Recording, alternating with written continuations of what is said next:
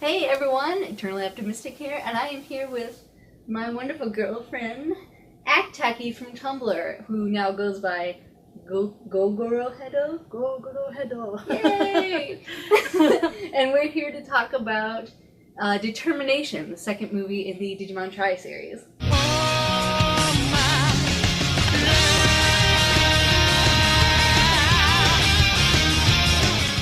Well, I remember when I did my first video of predictions for what was going to happen in Tri, I asked you guys what you most wanted to see. And a lot of people said the same thing. They wanted to see Mega Digimon. They wanted to see all the original kids get to go to Mega. And we got that. We got that. They're going to Mega. Yay! And two of my favorite characters and one of my OTPs, too. So I was very happy about that, and I hope a lot of you were, too. But before that, the first half of the movie is kind of taken up by cute little shenanigans, which I was okay with. Yeah. I mean, for the most part, it was very cute. So I'm not going to complain about that. And it was a little bit more lighthearted than the first movie, which was definitely full of a lot of angst.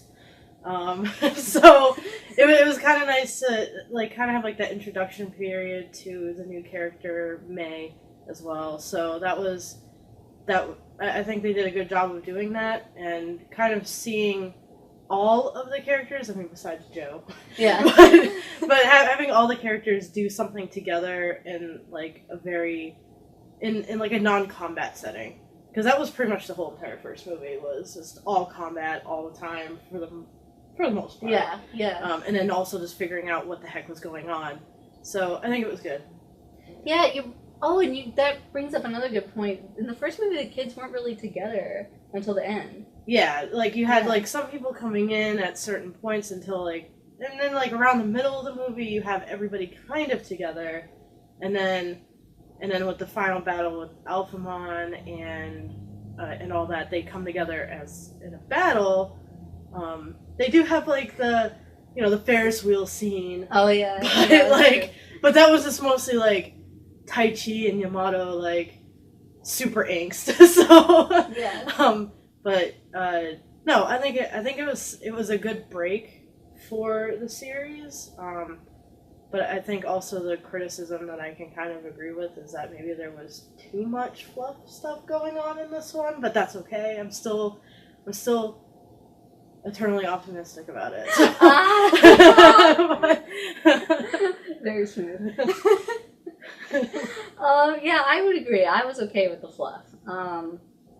I love seeing these characters in pretty much any situation, but especially in more casual, everyday situations. It's like the stuff fan fiction is made of. The reason we write fan fiction is we want to see all these characters in these situations. It was literally fanfic. It was. It really was. Which was okay. Yeah. Well, but that's also one of my favorite things about Scene 02 is seeing the kids having to go back to the real world. About 02. Oh, no. You're making me sad. No, we still don't know what's going on with the 02 kids, and that is sad. And they weren't there to share the happy fun times at the Anza, and that was sad. But okay, continue. Sorry. No, it's okay. We did get to know a little bit more about Mei, although it is confusing that her Digimon is named Meikumon and she's named Meiko, and they call each other Mei. Yeah, I don't know if I totally love that, but whatever. It just adds to the whole, I hate to use this term, but Mary Sue-ness of her character. She definitely feels very Mary Sue-y. Especially because her Digimon is the MacGuffin that is so powerful that everybody wants it. It just reeks of this is my OC, and this new story is, my fan fiction is based around this character and her Digimon who shakes up the team dynamic. It just reeks of that. But on a side note, I don't totally hate her either. No. I actually, she is pretty adorable. I do kind of like how she was interacting with Mimi, because, I mean, I know what your favorite ship is, but I kind of like the idea of Mimi shipping with everybody.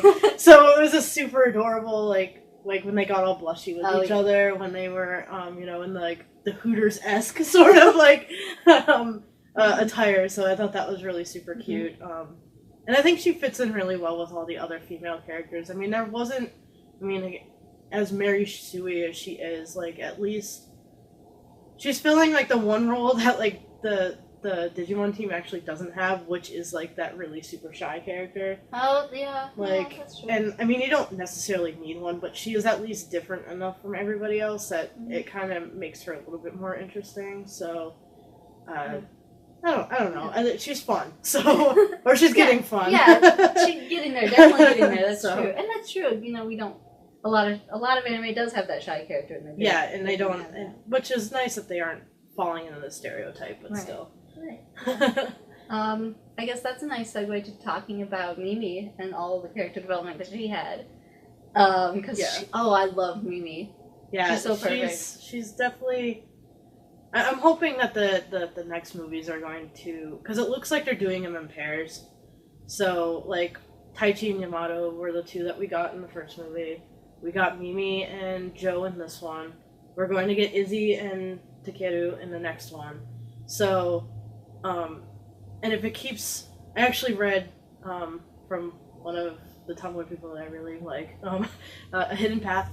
So she looked at it more as it, and I agree. It's less of character development for these two characters, and more of a character exploration during this movie, which I thought was really interesting because it is true. There wasn't really development. I mean, this is all this stuff that was like already established in their character. It's just that we're exploring it more than we did in the original series. And I think it was really revealing, too. So, and I really like that. Yeah. Like, it really made me appreciate and like Mimi a lot more. Because I've always just been like, I like her as just like a side character. I like pairing her up with people, but I don't, like, love her. But I think I love her now, so yeah. Well, that is a good point that you brought up, that to talk again, if anyone has seen Yezu Taku's Digimon retrospectives, when she talked about Mimi and Joe reaching Ultimate in the first series, it was less about undergoing a major character change and just reminding us what was strong about them all along, like in both of their cases. Yeah. Exactly. Like what you just said now, it's like they kind of continued that, but upped it to Mega. Yeah. Which is nice. Yeah. Yeah, definitely. Also, what I loved about Mimi was just that her greatest strength has always been saying exactly what she thinks at all times, and it's also her greatest weakness, but she applies it in this case to something I really love when she's talking to May in the department store and says, May says, "I can never speak my mind," and Mimi says, "Why not? That's so stupid. Everyone should feel free to speak their mind all the time." And, not to be too feminist about it, but I think that's especially important message to get across to girls. For everybody. But it's especially, like, don't ever be afraid to say what's on your mind and don't hold yourself back. Yeah. And I think that's also... It's a nice commentary on the cultural stuff as well. Yeah. Because she's also spent a few years at this point in America, too. So it's like she already had that sort of outward personality, and then she's just like, she's bringing it back. So I think that's really interesting. And then it might break the super, like, blushiness that May has. So yeah, I like that too. Yeah, that would be interesting. I'd love to see maybe bring more of that out in May's character. Yeah.